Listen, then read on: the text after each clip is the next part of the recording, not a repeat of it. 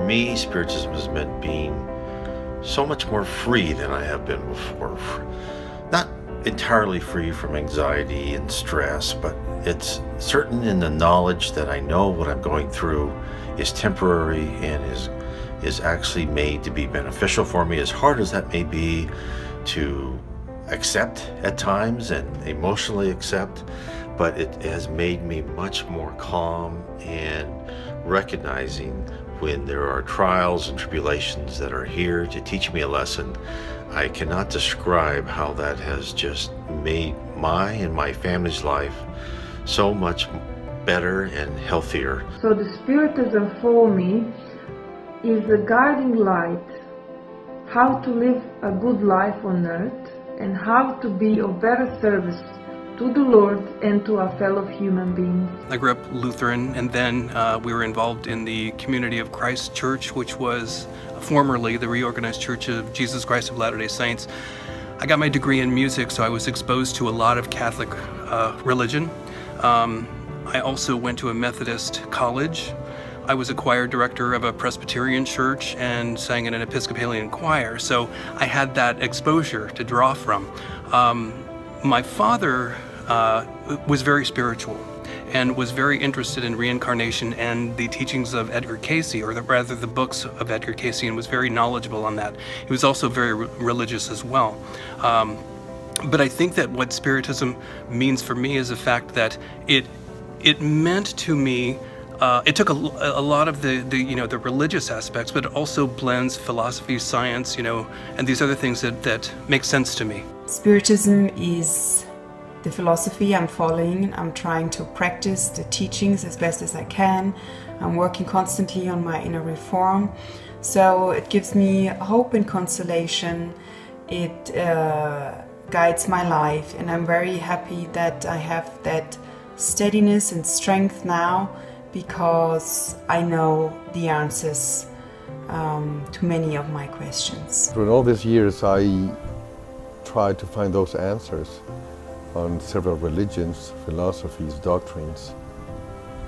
And only on Spiritism I was able to find a logic behind the mystery of life, behind the pain, behind those questions with no apparent answer. Spiritism is a light in the darkness. The message of Spiritism was really the only message that helped me to understand Jesus and the role that he plays in all of our lives.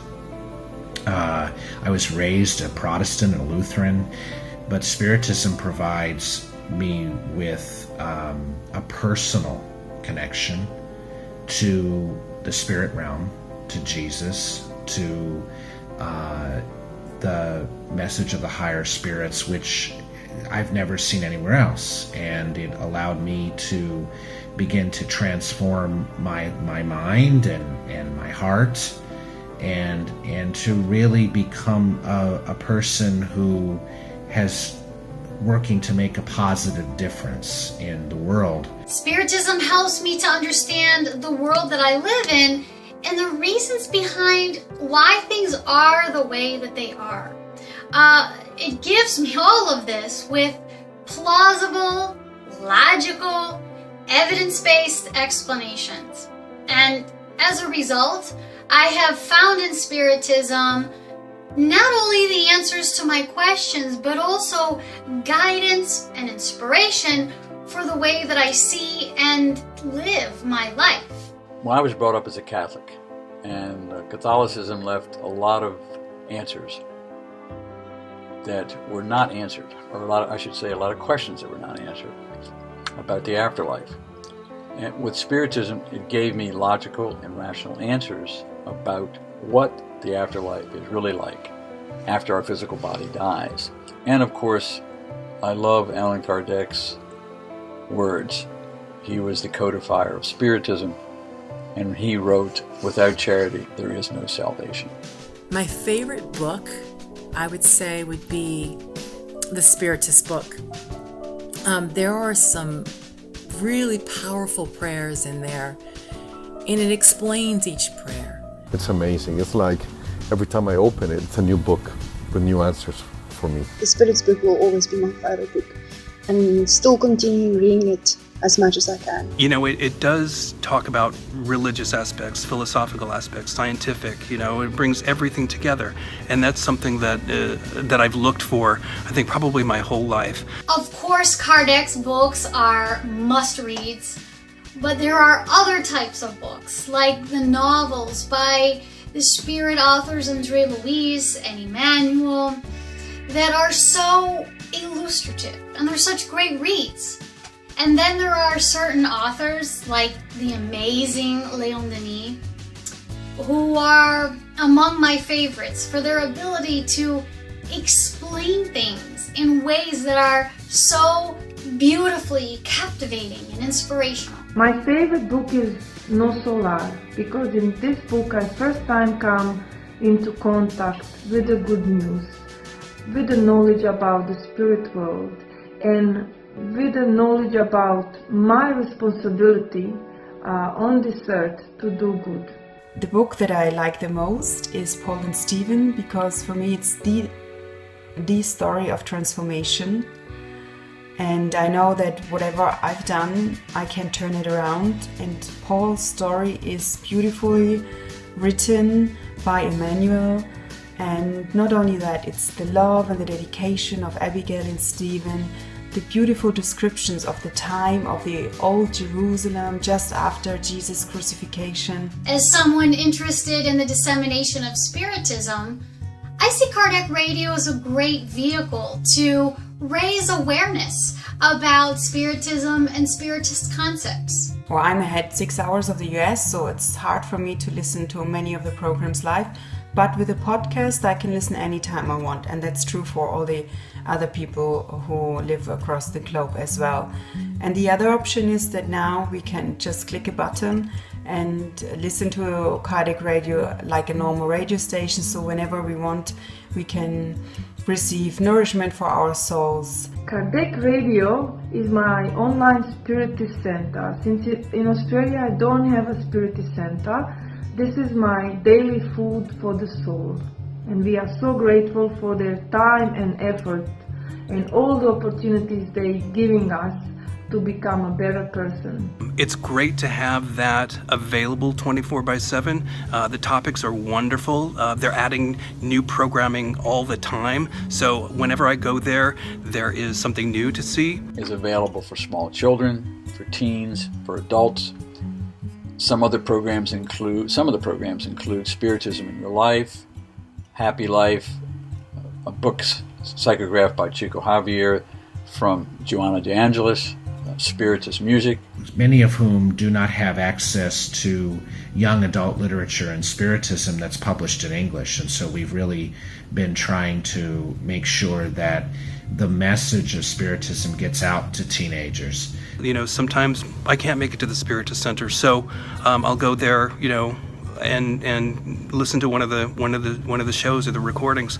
The other thing I do is before I go to work in the morning, I go and see what's available to listen to. Helps start out the day really great, and I think it's a really great service that they have to offer. But the interesting thing about Kardec Radio is that its programs don't simply present Spiritism.